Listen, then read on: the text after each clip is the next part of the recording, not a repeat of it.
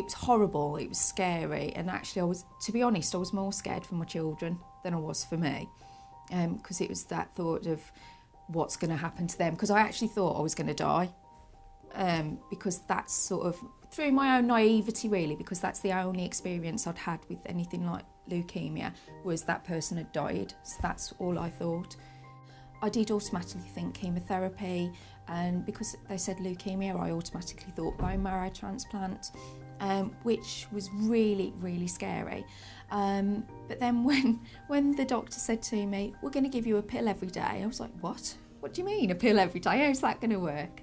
But then they explained, actually, 10 years ago, yes, my only option might have been a bone marrow transplant, but they've come that far in just 10 years. So it's been really amazing that all I have to do is take a tablet every day, and it's really, really helped. So I was surprised, and to me, if they've come that far in 10 years, how far are they going to go in another 10 years?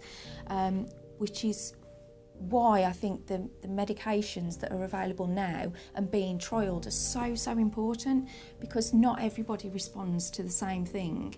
Yes, for me, imatinib's working, but what if it didn't, or what if it stopped working? There needs to be more out there that I can try. And it's quite scary, the thought that maybe some of these drugs that are working for some people aren't going to be out there and aren't going to be an option. Because the imatinib's working quite well for me at the moment, they are keeping me on it. They said, while it's working, let's keep you going. However, they have said to me, if it stopped working, we would have to look at other medications. We would have to look at things like dasatinib and the other newer ones that are coming along through these trials. But that was a little while ago, so I'm not sure we would be having the same conversation now because of all the changes that are taking place, which is a really scary thing. The 3 drugs that are under review, obviously I don't know what is my future, but it is, as I say, it is quite scary thinking that these drugs that might be the only options for me and other people might not be there and might not be available.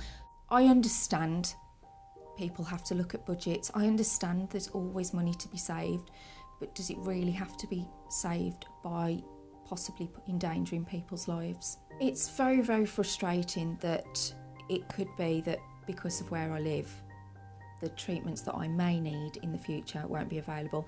I think it should be looked at across the board for the whole of the United Kingdom, that these medications are available in all areas, not because I live in England, whereas it might be available in Scotland, it might be available in Wales, then does that mean I have to move to get the treatment I need? I don't think those that are deciding are actually thinking about the patients and who's actually in the middle of this, and thinking about the actual impact it's going to have on those that are receiving drugs or need to receive these drugs in the future.